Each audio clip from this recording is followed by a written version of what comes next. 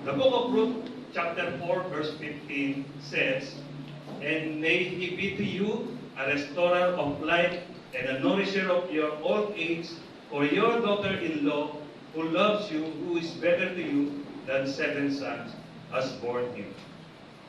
Puntaan po muna natin yung ating introduction. Restoring things can serve multiple purpose and can be beneficial in various contexts. Ang maraming pong benefit yung pagre-restore.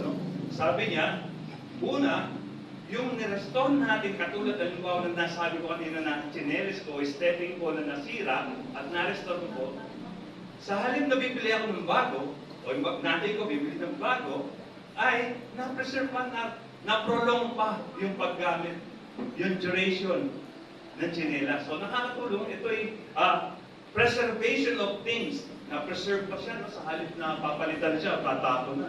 So pangalawa, yung restoring things can serve multiple purpose and can be beneficial in various contexts. Sa halip na bibili ka, di ba, nakatipid ka pa.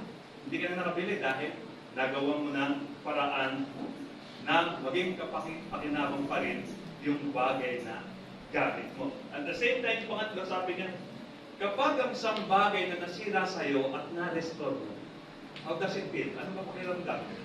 Di ba masaya? Bawa yung cellphone ito, relate natin sa nangyayari ngayon. Sa cellphone natin, nasira. Siyempre marami ka ng mga data, marami ka ng mga files doon, di ba? Nung nasira, at napadala mo sa technician, at nagawa nila ng paraan, anong pakiramdam niyo pagka yung cellphone yung nasira ay nagawa ng paraan at nagawa? Hindi mo masaya.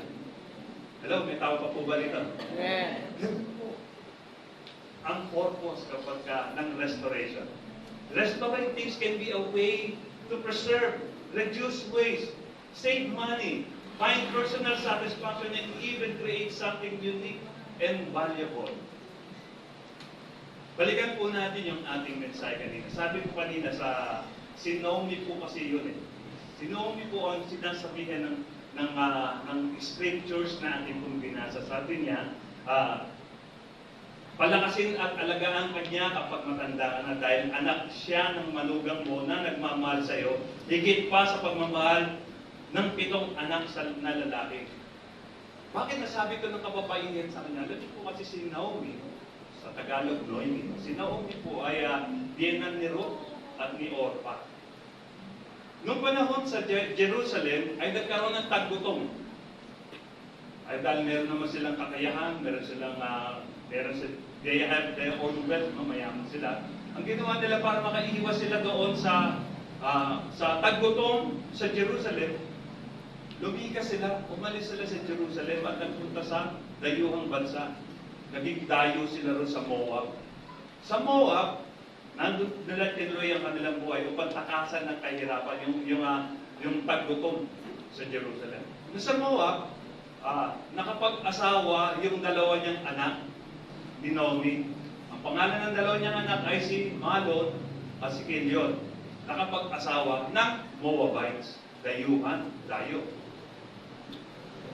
Pero bago yun, si Elimelech na asawa ni Naomi ay namatay. Nung namatay, siyempre, sino pa magiging breadwinner niya? Yung mga anak niya na lang dalawa.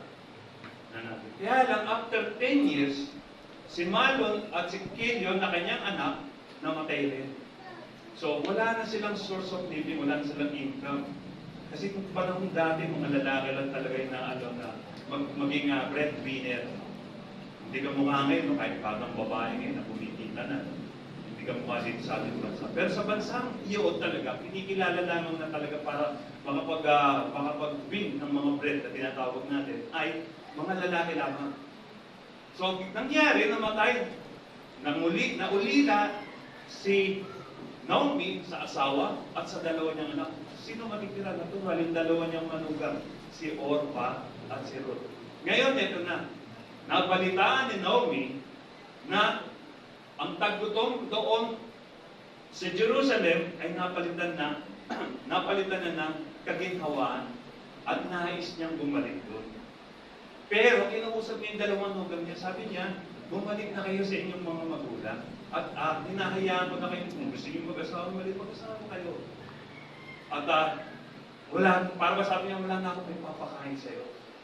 So, sabi ng dalawa, hindi ka namin iiwan, sabi ni Orpha at ni Ruth. Pero maghihilig si Naomi, sabi niya, sige na, para hindi ka madamay sa pagpapahirap sa akin ng Panginoon. Kala niya kasi tinuring niyang pinapahirapan siya ng Panginoon si Naomi. Sabi niya, ay, umuwi ka na lang doon sa inyo. So, ngayon, si Orpha umiiyak na nagpaalam kay Naomi para pabalik sa kanya mga magulang. Ito naman si Ruth, kinausap niya. O ba't ikaw, hindi ka pa umalis? Sabi niya, bumalik ka na rin sa inyong mga magulang para magpatuloy ang buhay mo. At the same time, pwede ka na mag-asawa ulit. Inaalaw kita. Pero sabi ni Ruth, iba eh. Kung saan kayo pumunta, doon ako pupunta. Kung ano kakainin nyo, kakainin ko. Kung sino ang Diyos nyo, magiging Diyos ko rin. Kung saan kayo mamatay, doon din ako mamatay. Ang Diyos nyo, magiging Diyos ko. At ang bayan nyo, magiging bayan. So nakikita po talaga ni Naomi yung determinasyon ni Ruth na kanyang manugang na talagang hindi siya iiwanan, hindi siya iiwalay. Sa ating mga magulang dito, sa mga magulang, gaano kaya ang pakiramdam kung magkaroon ka ng manugang na sobrang pagmahal sa iyo katulad ni Ruth? Di ba? Ang sarap ng pakiramdam, di ba? Meron kang manugang na talagang hindi ka iiwanan hanggang kamatayan. Sasamahan ka sa hirap at sa ginhawa. So ito nga po, no? Nagpatuloy ang buhay, nakita ni Naomi yung talagang determinasyon ni Ruth na samahan siya. At ang buhay niya ay iugnay na lang sa buhay ni Naomi, si Ruth. Yung buhay ni Ruth ay iugnay na lang sa buhay ni Naomi. Kung ano magiging kapalaran ni Naomi, ganun na rin ang kapalaran ni Ruth. Hanggang sa sila'y bumalik sa Jerusalem. So pagbalik nila sa Jerusalem, kasi meron pa rin sila kahit paano, mga naiwan ng mga lote o mga ari-arian. Pero siyempre back to zero sila, wala silang dala. Sabi, nakita sila ng mga kababayan nila. Di ba ito si Naomi, nung dumarating si Naomi sa Jerusalem? Di ba ito si Naomi?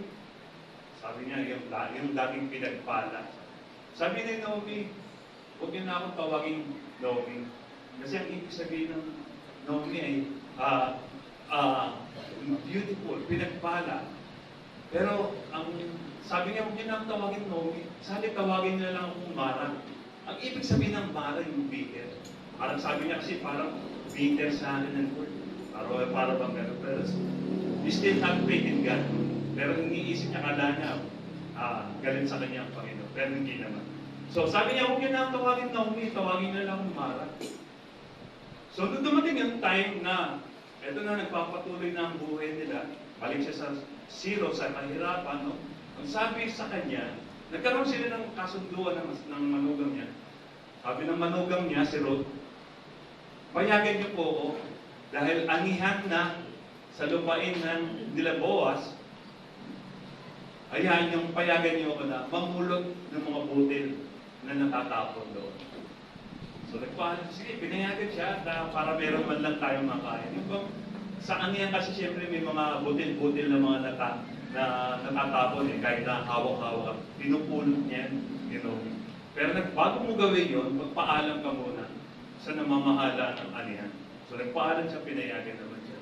Hanggang sa doon nagsimula yung istorya ni Ruth na naibalik siya sa dati niya kalagayan. Napangasawa niya yung nagpapaaning si Boaz at nagkaanak siya ron. Nung nagkaanak siya kay Boaz, eto na nga po yung mga kababaihan sinabi sa kanya. Mapalad ka, sabi niya. Palakasin at alagaan ka niya kapag matanda ka. Sapagkat sabi ng mga kababaihan kay Naomi, ang manugang mo ay higit pa ang katumbas ng 7 anak na lalaki. Dahil yung manugang niya, sobrang mahal na mahal siya si Naomi. Bihira sa atin yun. Madalas kapag nakukwento, naririnig natin, no? Yung babaeng, yung babaeng manugang, tsaka yung biyenan na babae rin, minsan madalas nalalaman natin sa istorya, hindi nagkakasundo. Pero ito magkaiba. Sobrang intact sila. Sobrang dikit na dikit. Dahil kahit Ruth, talaga na nanindigan siya kung saan ka mamamatay, doon din ako mamamatay. Ang Diyos mo, kung sino yung Diyos mo, siya rin ang magiging Diyos mo. Ang galing, no? So, balikan po natin, restoration in the biblical context often refers to the act of God bringing back of renewing something that has been lost, damaged, or broken. Dumating yung time, sabi nga natin na naubusan ng yung kahayaman, yung pag-aari o yung kayamanan dati, ni Naomi ay naubos. Dahil sa naulila siya sa kanyang asawa, naulila rin siya sa kanyang mga anak. So wala nang breadwinner sa kanya. Kaya talagang paggutom na siya. Pero lahat ng yun ni-restore ng Lord sa papaanong paraan sa pamamagitan po ni Ruth na manugang niya na sobrang nag-asa. Masasabi po natin sa mga may asawa, yung mga manugang na talagang katulad ni Ruth na naging mapagmahal sa kanyang biyenan, higit pa sa kayamanan ng katumbas. Anong nangyari po? Na-absuelto sa kahirapan si Naomi dahil kay Ruth, dahil sa pagmamahal.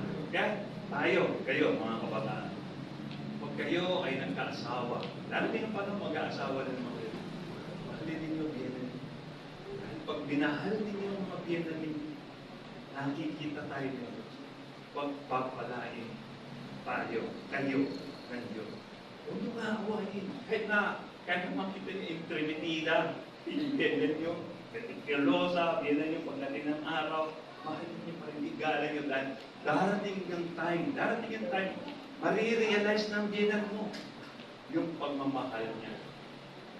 Yung pagmamahal, marirealize ng biyenan mo yung pagmamahal na iniukol mo sa kanya.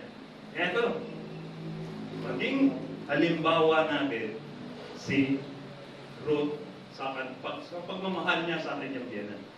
Sabi, importance of restoration in our spiritual journey. Ano ba yung importansya nito ng restoration sa buhay natin? Ano ba yung importansya nito? Una, the need of restoration is kailangan natin ma-restore sa buhay natin. Bakit? Kasi nung alam natin, we are perfectly made by God. Nung una, nilikha tayo ng Diyos, wala pa tayong kasalanan. Talagang perfect. Hindi pa nga tayo nagkakasakit eh. At sapagkat wala pang pumapasok na masama sa buhay natin. Pawang kabutihan lamang. Pero nung dumating yung kasalanan sa atin, eto na, iba na tayo. Nung araw ba, marunong ka magsinungaling?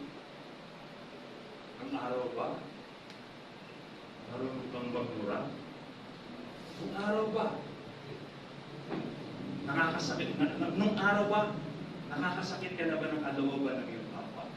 Lahat ng mo, wala pa eh. Pero bakit ngayon natutunan natin? Bakit natutunan natin ngayon? Sino nagturo sa atin? Di ba? So, kung bagay na to, ang nais i-restore ng Lord sa atin. Sa paanong paraan? Aalisin niya ito. Yung kaugnayan ito sa buhay natin. Kung dati, hindi ka naman pasaway at ngayon pasaway ka na, babalik ka ng Lord sa pagiging hindi pasaway. I-restore ka niya. And that is the purpose of God kung bakit siya napako sa atin. To bring restorations of our life. Sa totoo lang, no?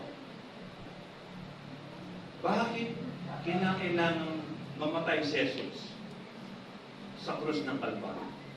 Ito, alam natin, para mabayaran ang kasalanan natin, pambayad ng Diyos.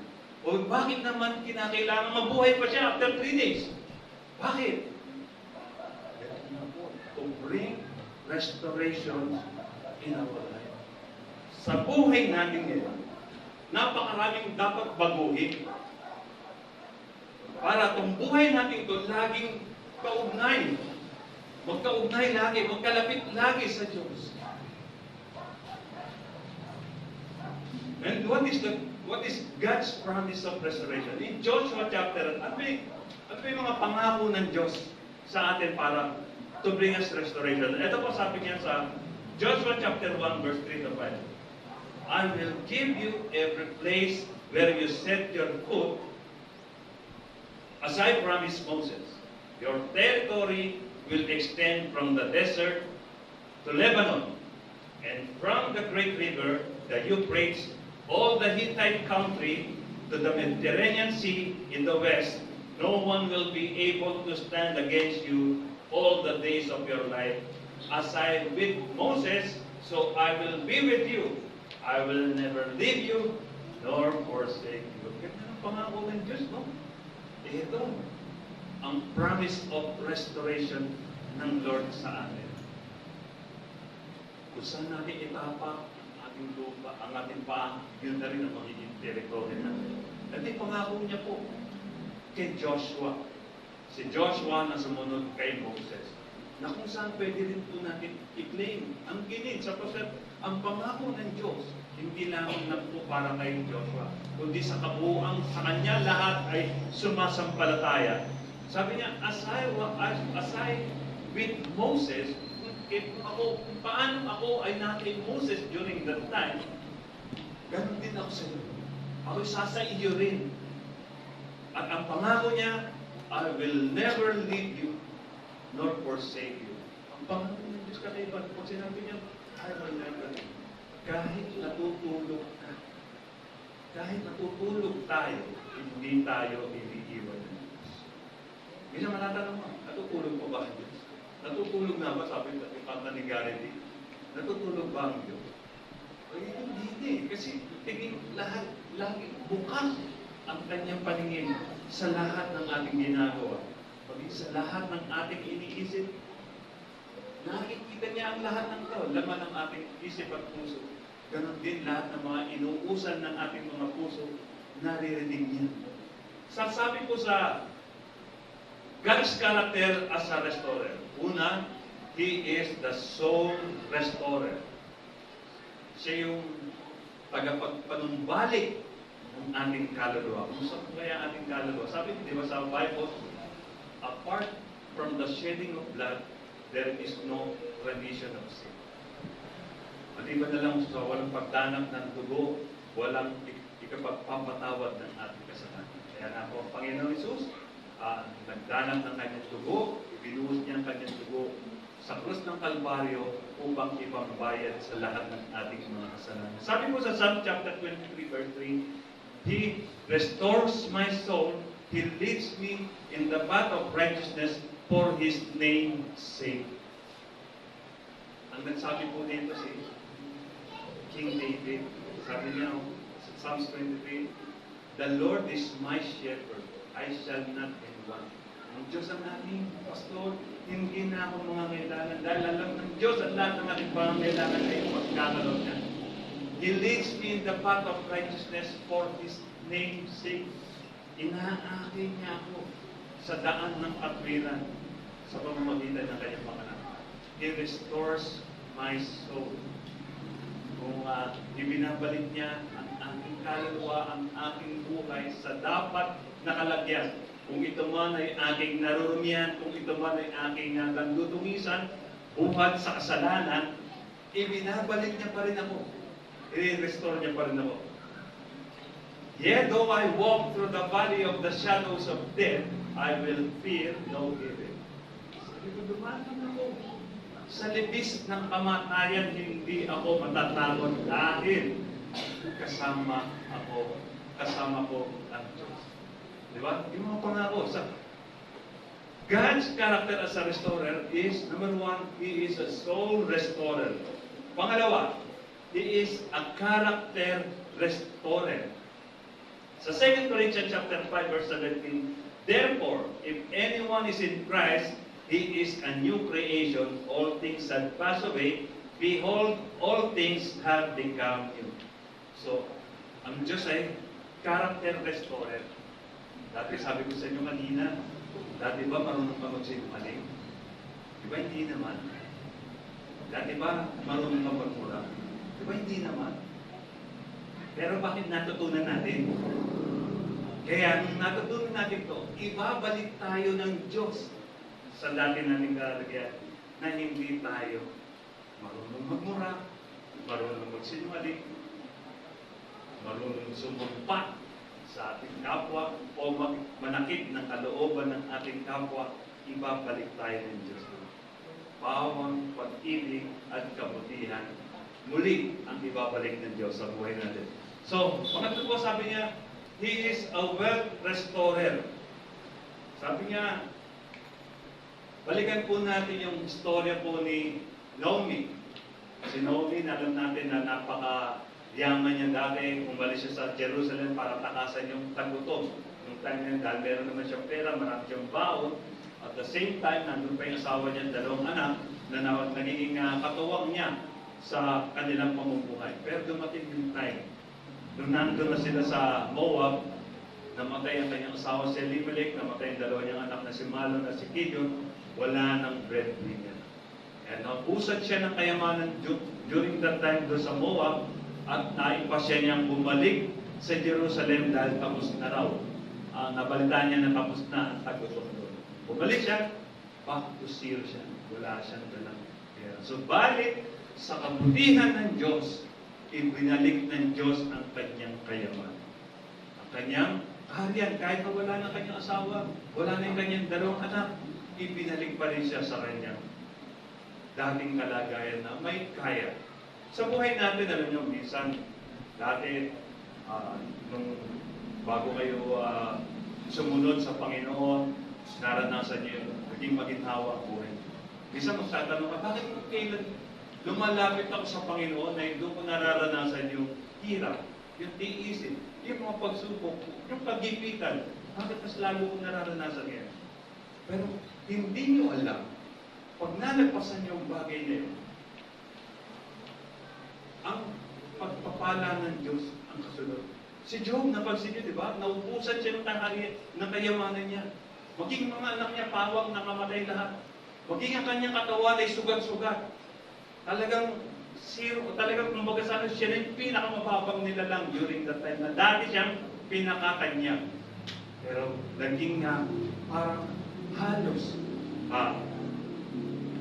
hilawod siya dahil sa pagsubok. Subalit, hindi niya give up ang kanyang pananampalataya sa Diyos. Nung hindi niya give up ang kanyang pananampalataya sa Diyos at nalagpasan niya ang pagsubok, ginantimpalahan siya ng Diyos. Yung kayamanan niya naging doble. Naging doble pa kaysa dati.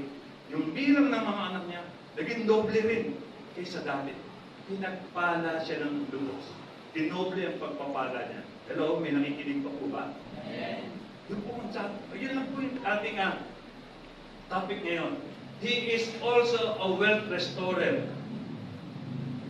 Number, ano na po ba tayo? 4. He is a restorer of assurance of God's faithfulness. Dumarating sa buhay natin, minsan katulad na nasabi natin kanina, bakit gano'n? Kung kailan sumusunod, naglilingkod ako sa Panginoon, kung kailan talagang halos yung panahon ko, inilulog ko sa paglilingkod sa Kanya, saka ako nararanasan yung parang I feel empty.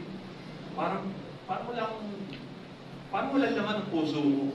Parang hindi ko nararamdaman yung joy of my salvation. Yung joy na dati kong naranasan nung nakipagkaisa ako sa Kanya. Pero habang lumilipas ang Panginoon na ako'y naglilingkod, bakit hindi ko nararanasan yung katiyakan mismo ng aking ginagawa ay para sa Panginoon?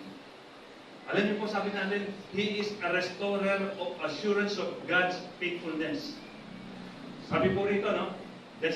Kung babasahin po natin yung chapter 3, verse 23 ng Lamentation, bago yun, sabi, the steadfast love of the Lord never ceases.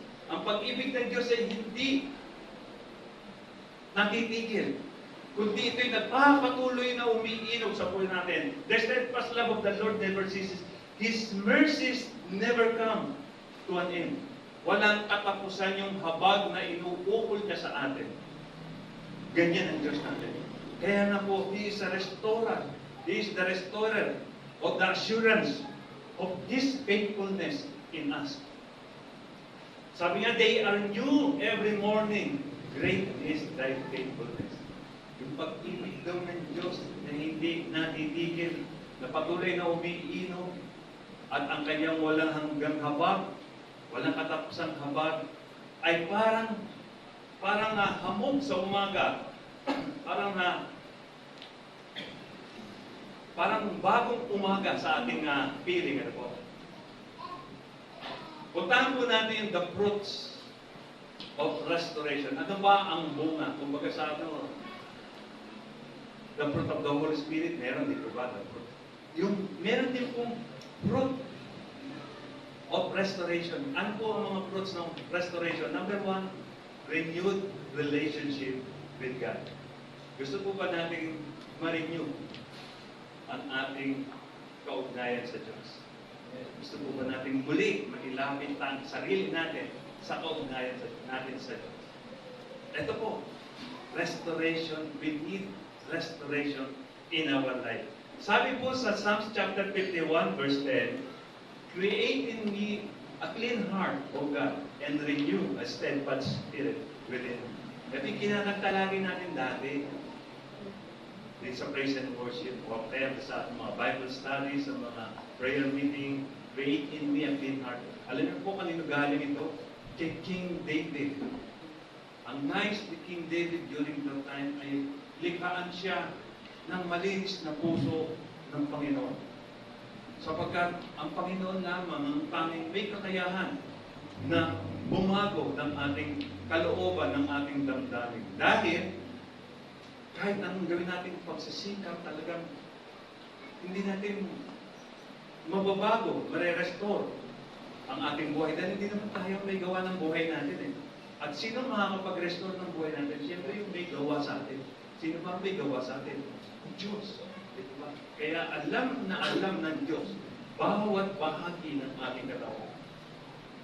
Sabi po natin, pangalawa, the fruit of the restoration is number 2, healing and wholeness in body, mind, and spirit. Healing of our body. Minsan, dumarating sa buhay natin na ang ating katawan ay nagkakaroon ng karamdaman. Maalala niyo yung pandemic dati, no? Mga few years ago, talagang ang daming pinatay nitong pandemic na ito, ng COVID-19. So, at the same time, marami rin mga may karamdaman na dati na pong walang maayos ang kanilang pangangatawan. Malakas ang kanilang pangangatawan. Sabalit, minsan, dumarating yung time ng panghihina sa kanilang katawan. So, ano po ang kailangan natin gawin? Lumapit tayo sa Panginoon because lumapit tayo doon sa restorer of life, and that is none other than our God sa pamamagitan ni Jesus Cristo. Ano bang sakit, karamdaman ang hindi kayang pagalingin ng Panginoon? Meron pa. Sabi natin kanina, sinabi natin, meron bang mahirap sa Panginoon? Meron bang mahirap sa Diyos? Sapagkat lahat ng bagay kaya niyang gawin. Imposible man sa ating kaisipan ay magagawa ng Diyos. Nahati nga yung dagat, tuyupa-lupa. Di ba? Nagawa niya yun Di ba? Pangalawa, yung mga may karamdaman, yung mga pinanganak na lumpo, nakapaglakad, tumalon-talon pa, pinanganak na bulag, nakakita. During the time of Jesus Christ, ng panahon natin sa lupa, ipinakita niya ang lahat ng ito. Walang bagay na mahirap sa Panginoon. Maging sa ating kaisipan, minsan, dumarating sa kaisipan natin, yung pagdadalawang isip, pagdududa. Minsan dumarating sa kaisipan natin yung kawalan ng tiwala. Di ba? O yung negative thinking, kaya tinatawag negative ka naman, no?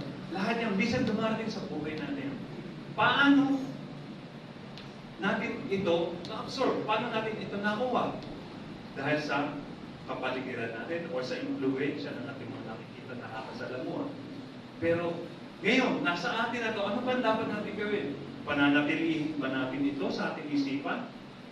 Di ba dapat lumapit tayo sa restorer of life. And that is Jesus Christ and our God. Sabi po, in Isaiah chapter 53 verse 5, ang totoo, sinugatan siya dahil sa ating mga pagsuway. Binugbog siya dahil sa ating kasamaan. Ang parusang tiniis niya ang naglagay sa atin sa magandang kalagayan. At dahil sa mga sugat niya, ay gumaling tayo. Ang tinutukoy po rito, alam po natin, kundi ang ating Panginoon Jesus. Lahat ng ito, negative, at lahat ng mga negative na nangyari sa buhay niya, tinanggap niya lahat ng walang pagtutol. Tinanggap niya yung sugat, ng sinugatan siya ng mga tao, binurbog siya, tinanggap niya ang lahat ng ito, tiniis niya ang lahat ng ito. Upang malagay lamang tayo sa magandang kalagayan. Sino ba tayo? Para ilagay o pag-alayan ng Diyos ng kanyang buhay. Ano ba tayo? Minsan, nakakalungkot isipin, no? Tayo pa nagmamalaki sa Diyos. Pero sa totoo lang, ang Diyos dapat ang malaki sa atin eh. Wala tayong iba ipagmamalaki sa Diyos. Pero bakit? Minsan, nangyayari ito sa atin. Sino nagturo sa atin? Para gawin natin. Para malagay sa isip natin. Meron ba? O, kung saan natin itong natutunan.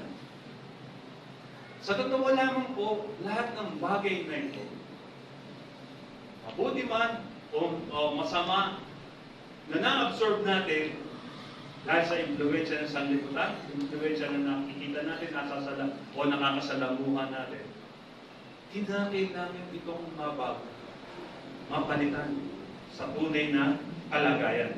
And that is kabutihan. Number 3, sabi niya, empowerment to serve and glorify God. Ang restoration, ang fruit pala ng restoration na to, ay bibigay sigla, lakas sa paglilingkod natin sa Diyos. Para kung nasabi na, nare-revive ka sa paglilingkod sa Panginoon. If we allow ourselves na pakumpunin tayo sa Diyos. Sa buhay natin, sa totoo lang, ang dami natin dapat ipakumpuni, ipa-repair sa Diyos para tayo ma-restore. Ano ba ito? Hindi lamang yung katawan natin eh. Maging emotion natin. Maging ating kaisipan.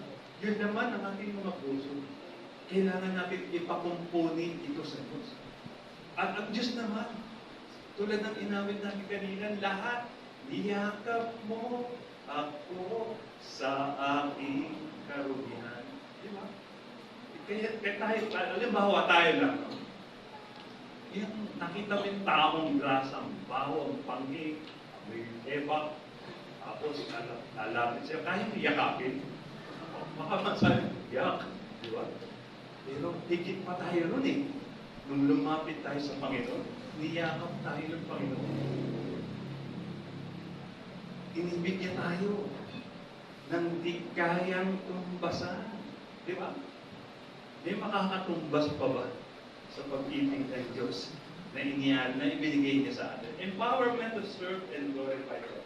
Ephesians chapter 2 verse 10, for we are His workmanship created in Christ Jesus for good works, which God prepared beforehand that we should walk in them. So, ganda, no?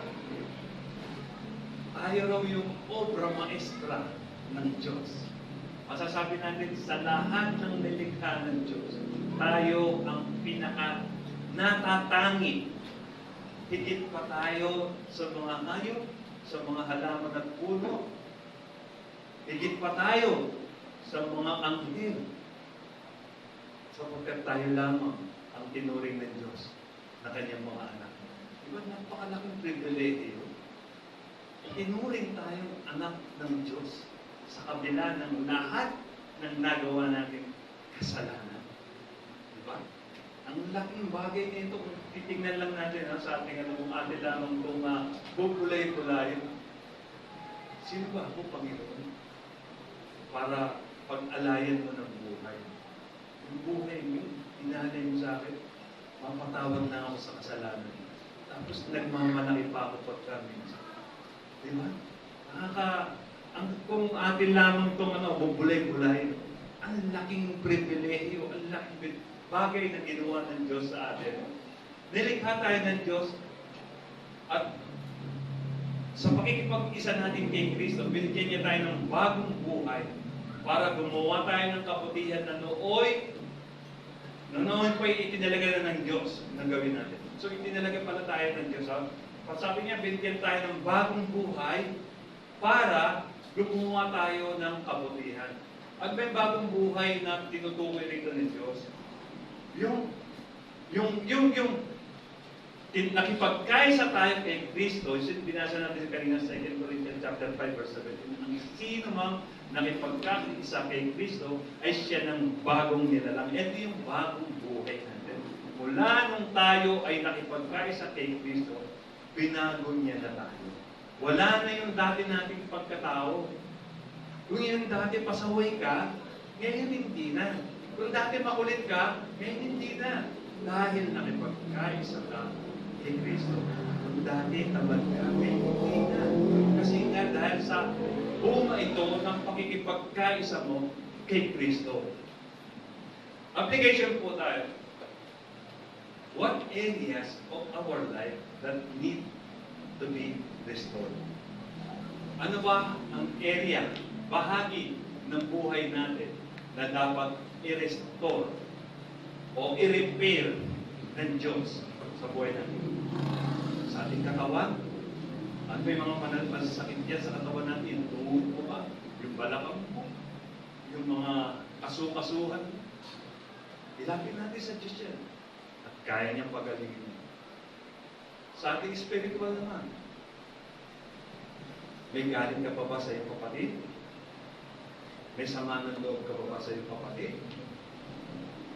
O meron ka pang bagay na marami pang mga negative things sa iyong spirito? O yung nagbabaliwala ka pa rin ba sa gawain ng Panginoon? Tinatamad ka na rin bang manalangin? Tinatamad ka na rin bang magbasa ng Bible? Ito ang kinakailangan natin idulog sa Diyos. What areas of our life that need to be restored? Kalusugan natin, kayamanan natin, yung health or wealth natin. Ano ba yung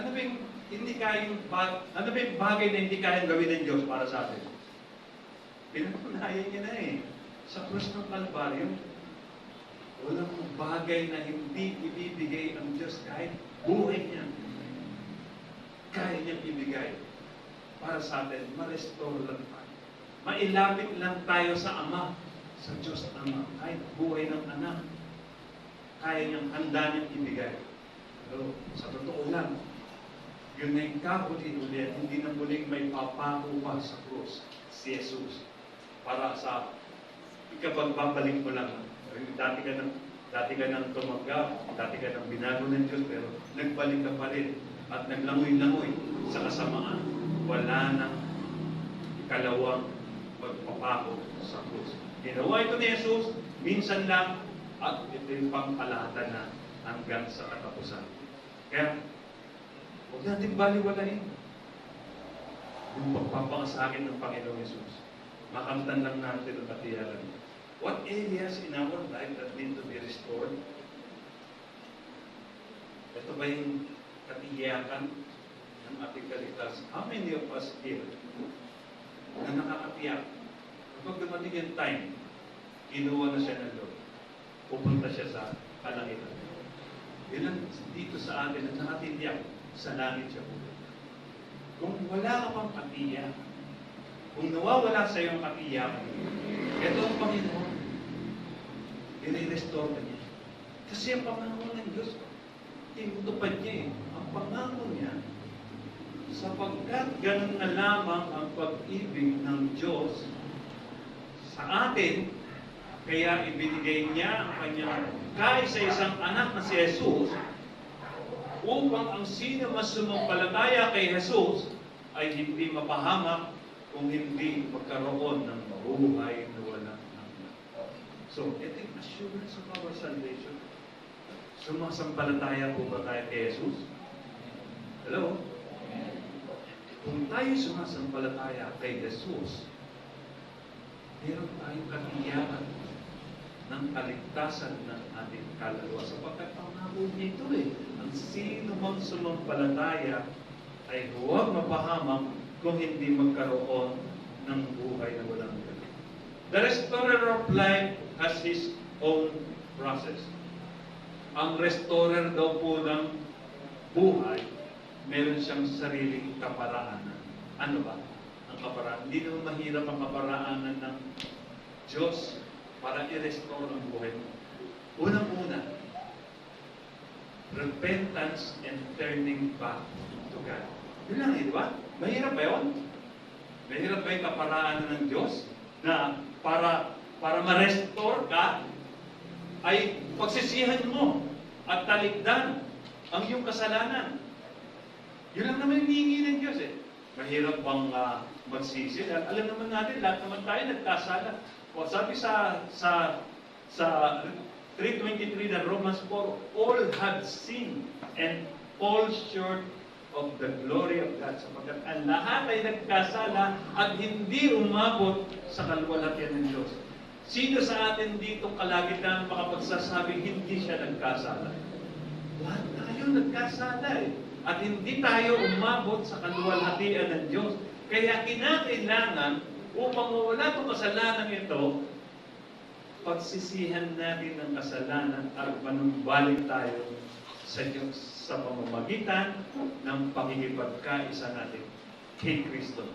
At ang lahat ng lumalapit naman sa Panginoon, hindi niya naman itinatabo. Kung atin lamang kung bubulay-bulayin, how we describe ourselves in front of God. Ano ba paano natin iisipin ang sarili natin sa harapan ng Diyos? Tayo ba'y malinis sa harapan ng Diyos? Tayo ba'y namumuti sa linisan sa harapan ng Diyos? O tayo yung marupipas sa basahan sa harapan ng Panginoon? Ito po yung tinatawag na repentance, yung pagsisisi natin sa lahat ng kasalanan nating nagawa. Kahit gaano ka pang karumi, kahit dahil sa kasalanan, kahit gaano pa kalawak ang kasalanan mo, kahit mapunuin mo man ang sanlibutan ito ng kasalanan mo, masabi mo ganun karami, kaya kang patawarin ng Diyos kung magsisisi ka. Amen po ba? Ganun kabuti ang Diyos.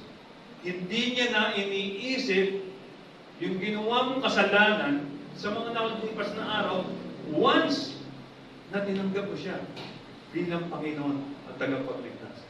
Sapagkat you are justified sa harapan ng Panginoon, sa harapan ng hukuman ng Panginoon dahil sa pagtanggap kay Jesus, binayaran niya na ang iyong kasalanan at ang pinambayad niya sa kasalanan mo, hindi ginto, hindi tila, hindi bronze, kung hindi sariling dugo ng anak. Walang iba ang Panginoong Jesus. Minsan, sa totoo lang, pagka merong Red Cross, hihingi ng donation ng dugo. O yung may dumating ang time na kinakailangan mag-donate ka ng dugo, minsan hesitant ka pa. Kahit na magkaroon ka ng blood, parehas kayo ng blood type A. Pero para sa ipagpapatuloy ng buhay niya, kahit na hesitant ka pa, siguro ibibigay ko pa rin. Pero mas iba ang Panginoong Jesus. Lahat tayo nangangailangan ng dugo para imigay sa atin ng Panginoong Jesus para pagbayad natin sa kasalanan natin. Number 2, sabi niya, the process of the restoration of God is repentance and turning back to God. Number 2, surrendering to God's will and allowing Him to work in our lives. So una sabi, pagsisiyan natin ang taligdan ng ating kasalanan. Pangalawa, yung will natin, sa Tagalog ng will, yung kalooban natin, yung gusto natin, hindi na natin gusto, kundi kung ano na ang gusto ng Panginoong Yesus, ng Diyos sa atin, yun ang susundin natin. Our will must be submitted to God's will. Kaya nga po yung prayer natin, di ba? The Lord's Prayer, di ba? Let your will be done on earth as it is in heaven. Kinakailangan yung kalooban ng Diyos ang masunod sa buhay natin. Hindi yung kalooban natin ang susundin natin, dahil pag ang kalooban natin ang sinunod natin, ipapahamak tayo nito.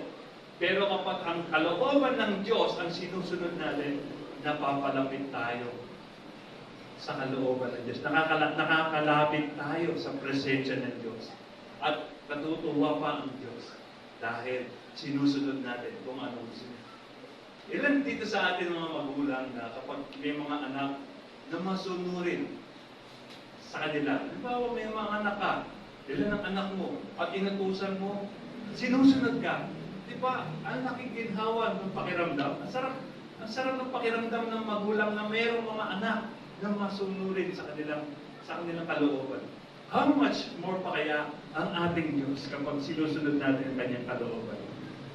Surrendering to God's will and allowing Him to work in our lives. Number 3 po, sa ating pong text, sabi niya, Romans chapter 12, verse 2. And do not be conformed to this world, but be transformed by the renewing of your mind, that you may prove what is that good and acceptable and perfect will of God. Magbago na raw po tayo ng kaisipan. Na raw po tayo makiayon sa takbo ng sanlibutan ito. Baguhin na natin ang ating kaisipan. Ang ating kaisipan ay i-ugnay natin sa kalooban ng ating Diyos. Number 3 po, sabi niya, trusting in God's timing and plan for our restoration. Sabi, una, parang po yung proseso ng Diyos para makamit natin yung tamang restoration niya. Repentance, and turning back, and turn to God. Sabi, pagsisiyan natin at taligdan natin yung kasalanan. Pangalawa, submit our will to the will of God. Number 3, trusting in God's timing and plan for our restoration. Isaiah chapter 40 verse 31. Sabi po, but those who wait on the Lord shall renew their strength. They shall mount up with wings like eagles. They shall run and not be weary. They shall walk and not faint. Sabi po, no? Ang pangako ng Diyos, ang mga nagtitiwala sa Panginoon ay muling magkakaroon ng lakas.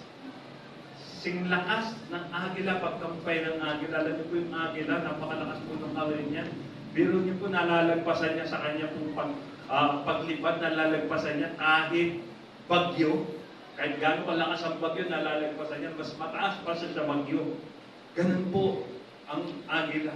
Pero sa ating kapag baka mangalay na tayo, pero yung lakas ng agila, siguro yung kanya pang kulo, no? Kapag ikaw ay nasokbit ng kanyang mga kulo, hindi ka na makakawala. At mabubuhat ka na niya. Ganun po. Kahit po nakikita mo sa Facebook, kahit po kambing, kahit po pakaya niya ilipad din. Napakalakas ng agila. So sabi ro, ang lahat ng titiwala sa Panginoon ay muling magkakaroon ng lakas. Lakas na parang isang agila. Sabi niya, lilipad sila ng gaya ng isang agila, tumakbo man sila, hindi sila mapapagod, lumakad man sila, ay hindi manghihina.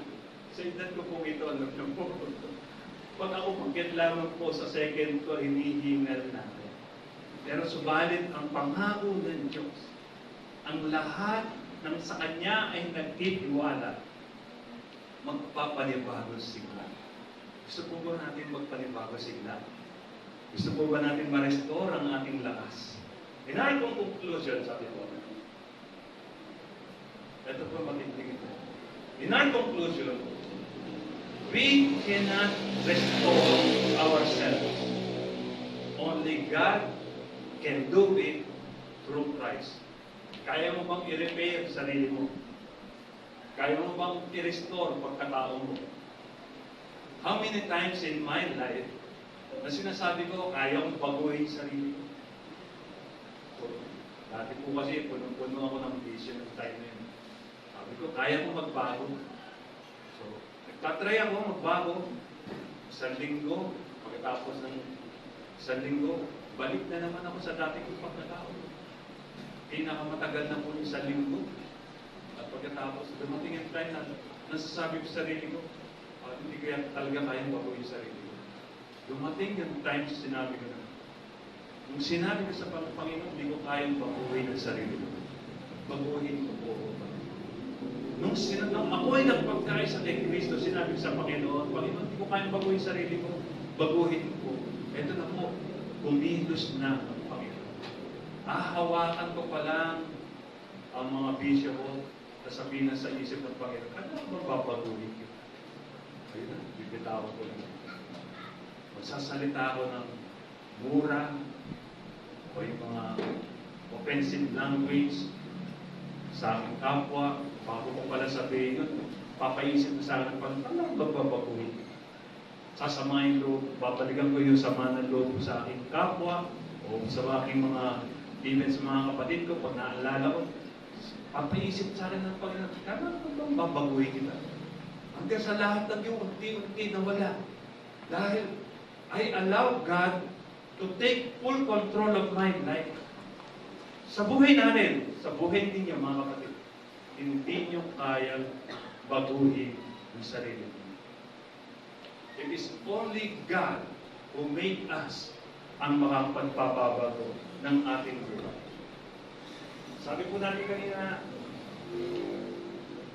ang Diyos lamang ay ang may kakayahang bumago sa atin. Ngayon, ito po tanong, ito po yung hamon sa atin. At what areas of our life na kailangan natin ipabago sa Diyos? Tayo pa ba yung nais mo pa bang i-keep yung pagiging makulit mo? O gusto mong ipabago na ito sa Diyos? Subukan lang natin. Ibago, ilapit ito sa Diyos. At God has the plan, has the method para mabago ito. So dati sabi natin kanina, kung dati hindi ka naman marunong magmura, paano mo natutunan magmura? Kung dati hindi ka marunong manakit ng kalooban ng kapwa mo, paano mo natutunan ito? Ngayon, kung natutunan mo ito, kinakailangan mong magpa-restore sa Panginoon, at kung kinakailangan mong pa-restore, i-repent mo ito. Ipagkatiwala mo ito sa Panginoon. Sa buhay po natin, mga kapatid, po yung ating before, yung finally, yung kahulihan, isa na lamang pong hamon sa atin. Walang bagay na mahirap sa Panginoon. Kung ano yung gusto nyong ipabago sa Kanya, isipin natin, ano ba nais mong ipabago sa Panginoon? Yung pagkatao mo, yung karakter mo, yung negative emotion mo, gusto mo bang ipabago sa Panginoon? God is willing para baguhin ka. At hindi ito mahirap sa Panginoon. Bakit? Minsan, hindi natin nararamdaman yung pagbabago. Ang Lord, anytime, 24/7, willing siyang baguhin tayo.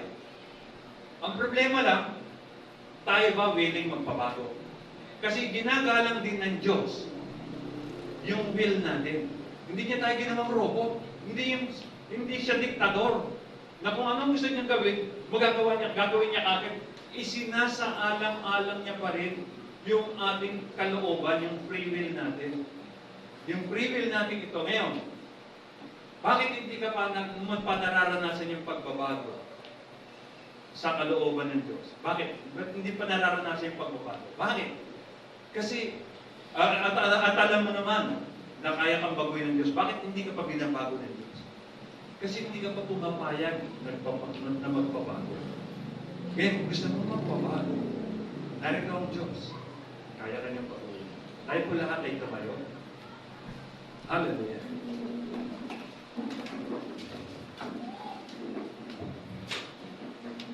Hallelujah. Sandali po tayong yumuko at manalangin.